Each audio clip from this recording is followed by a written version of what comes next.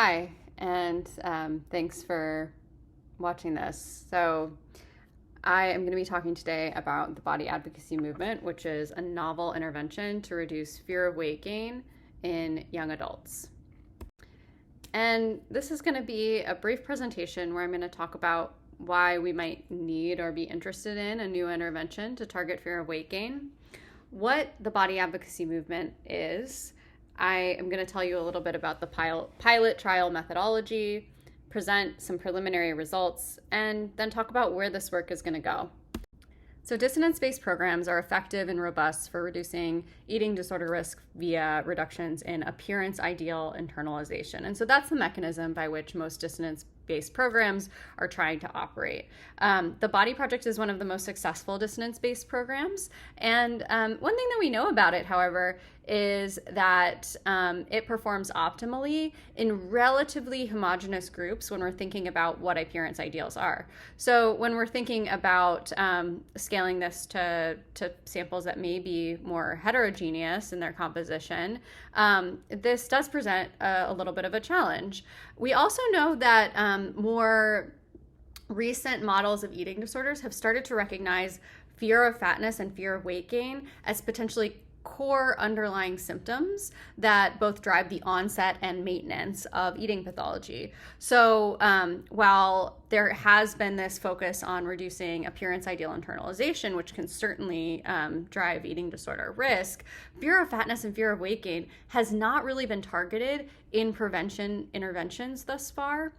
And on the other hand, we know that fear of fatness drives body dissatisfaction, disordered eating beyond thin ideal internalization. And so it might represent a high value target in terms of these interventions. We also know that fear of weight gain and fear of fatness may be a particularly salient target for those at higher eating disorder risk because it does get co-opted often into the maintenance of symptoms. So let me tell you a little bit about what BAM is.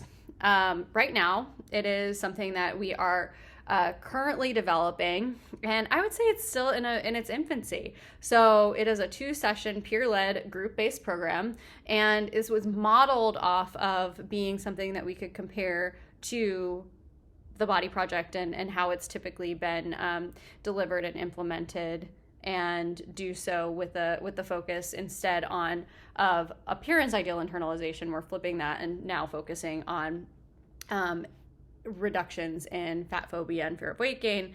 And so it's going to combine some dissonance-based exercises with exposure components to target fat phobia and anti-fat bias specifically.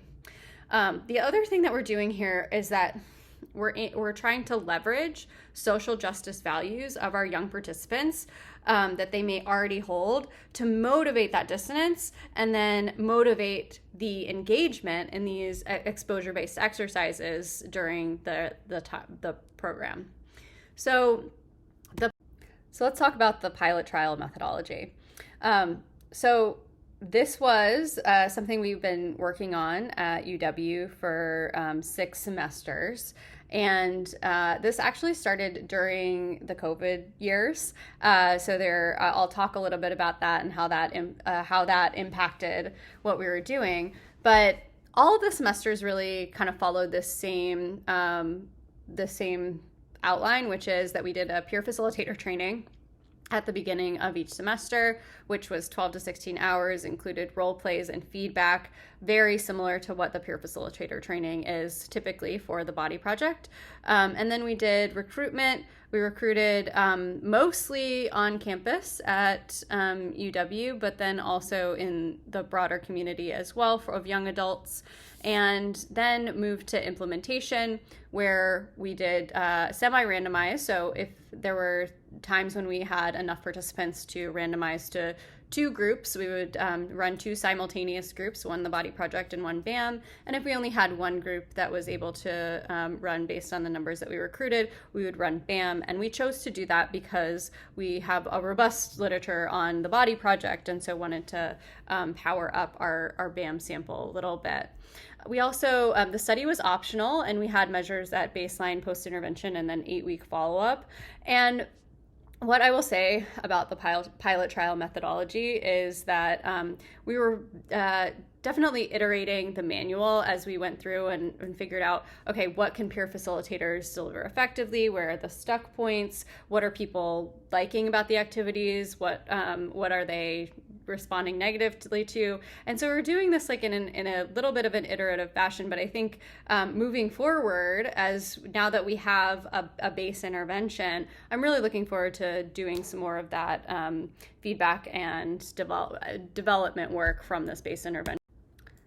So the BAM intervention was developed to reflect the structure of the 2-session body project intervention, but here, instead of focusing on the defining and understanding the appearance ideal, we're focusing on defining and understanding fat phobia and anti-fat bias and how those operate in participants' lives. So individuals will explore the levels of impact, both the intrapersonal, interpersonal, and institutional levels at which fat phobia and fear of weight gain, as well as anti-fat bias, act in the world. They deconstruct the phrase, I feel fat, and talk about what feelings might really be coming up there. We do an exercise where we talk about the immediate connections that people might have between weight, health, and worth, and how to think about those differently. And then home exercises include coming up with and revisiting a worst case scenario of what might happen if you gained a significant amount of weight. And this was inspired by Dr. Levinson's work on the imaginal exposure for fear of weight gain. And then combating fat phobia challenge, where individuals were encouraged to think about ways that they could combat internalized fat phobia in their lives and do that in the coming week. In session 2, there was a debrief of the worst case scenario, and then as well as the combating fat phobia homework. Individuals then engaged in role plays that were responses to fat phobic statements, and then also challenging anti-fat bias. And the home exercise here was to write a response letter to that worst case scenario. On this slide, I have highlighted in red kind of the exposure-based experimental elements. What I'll note here is that the body project is meant to be a dissonance-based intervention. It doesn't purport to be doing exposure. However, some of the exercises that are included in the body project are, of course, if not exposure, then certainly, exposure related. So it is. So there is a little bit of overlap in terms of the potential mechanisms of intervention there as well. The aims and hypotheses here were, first, we wanted to just evaluate some acceptability and feasibility. We expected pretty good acceptability with attrition less than 20%. And we also anticipated that BAM facilitators would exhibit sufficient competence in delivering the intervention. We also estimated preliminary effects on our direct targets. And remember, so our direct targets here are fat phobia and anti-fat bias. And then the direct target of the body project is that appearance ideal or thin ideal internalization. And we were interested in to what degree might we see specificity in hitting those targets. Something else I'll bring up here is that there is currently no research on the body project and whether that is targeting fat phobia or fear of weight gain specifically. So we were also interested in what, it's not necessarily supposed to be targeting this, but what if it does? And then our aim 3 was to examine potential impacts of BAM on downstream eating disorder symptoms. And here we just looked at 8 weeks. Given that we were interested in a relatively, lower risk sample, I'll talk about what they are in a minute, but I would call them kind of a secondary prevention sample. But we were expecting not necessarily high incidence of current eating disorders. So with the variability in body dissatisfaction, we expected potentially small to moderate reductions there, with potentially small effects on the other ones, but looking at some floor effects as well. Our analytic plan was to look at rates of attrition, qualitative and quantitative feedback, and assess fidelity. And for the and then we also were characterizing effect sizes for the pre and post and 3 to 8 week effects on our fat phobia, anti-fat bias, and appearance ideal internalization measures. And then looking at pre to 8 week effects on some additional subscales from the eating disorder, eating pathology symptom inventory. We were focused on the effect sizes rather than more robust, inferential statistics here, because this is a pilot sample. This is more of a what might the effect sizes be looking like if we want to power a larger trial, rather than testing those effects directly. And we were also doing a lot of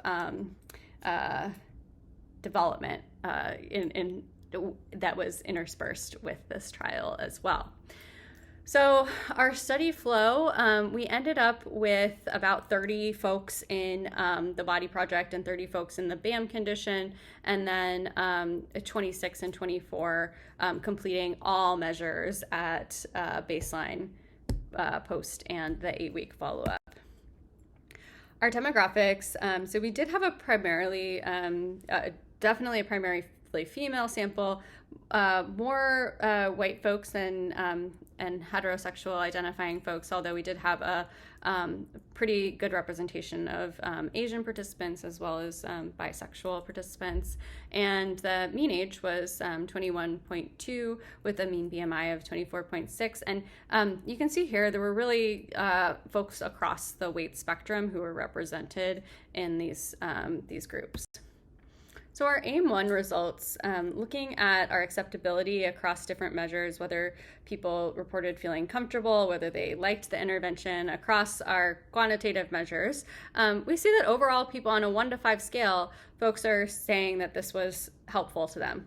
So that is good news.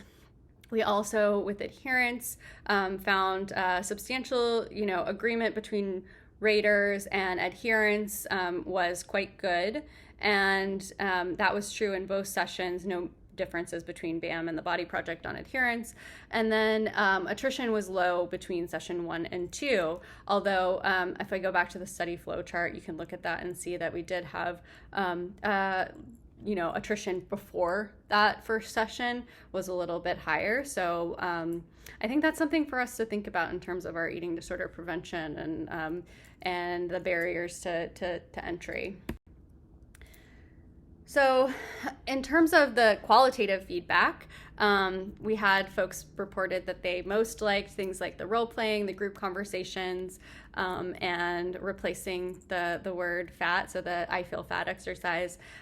Some folks were a little reluctant to share thoughts, specifically the more the kind of reading out their worst case scenarios, and some folks wanted a little bit more in-depth discussions on some topics.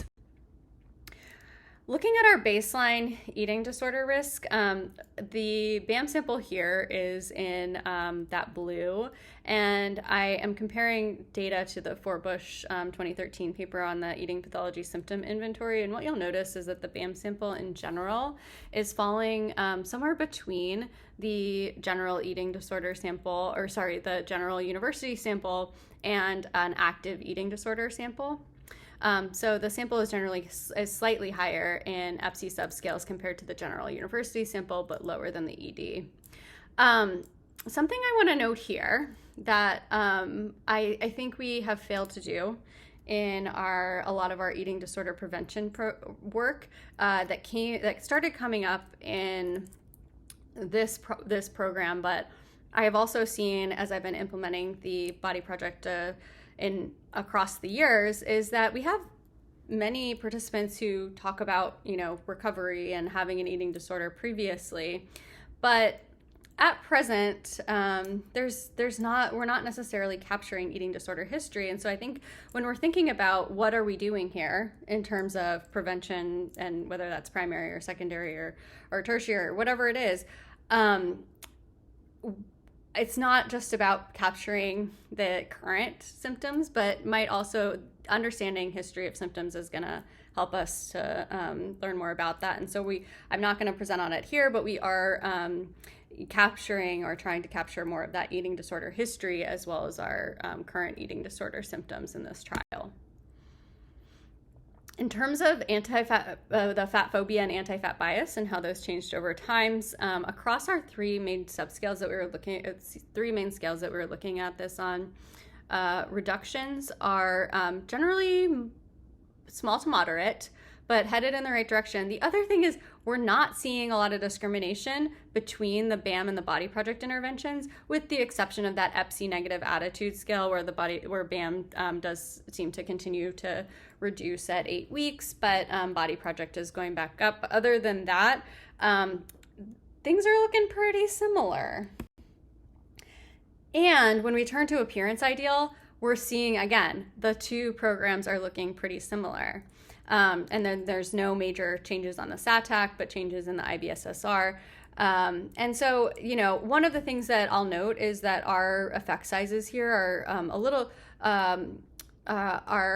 bit lower specifically for SATAC than what's been found previously, although we did see effects on the IBSSR. So I think there are a lot of reasons for this, including that there was a little less control in terms of the sessions being virtual for 3 semesters, in person for 3 semesters. We had, so smaller groups sometimes. So I think that I'm really glad actually that we have a Body Project control. We thought about not having one because there's so much out there on the Body Project already. But I'm glad that we had that because we can kind of see in a similarly delivered space how these two interventions might be stacking up. And then looking just at the BAM group in terms of the eating disorder symptoms across from baseline to 8 weeks, what we're seeing is that for the most part, with the exception of restriction, everything is headed in the right direction, but typically small effects.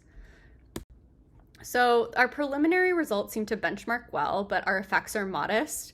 Participants who got to sessions seem to really enjoy them, but there was a drop from interest to enrollment. And I think that there's, another point that I can talk about offline with folks, but when we're talking about exposure, I think there is a unique thing about that we're working with here in terms of challenging fat phobia in a world where there is active weight stigma, and how do we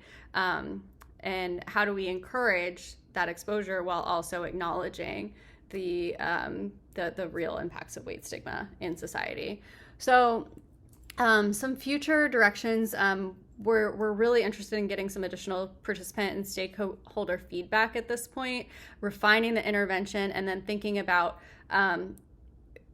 who might be interested in this and what format might the intervention take. So we definitely need some robust tests and larger, more well-controlled trial.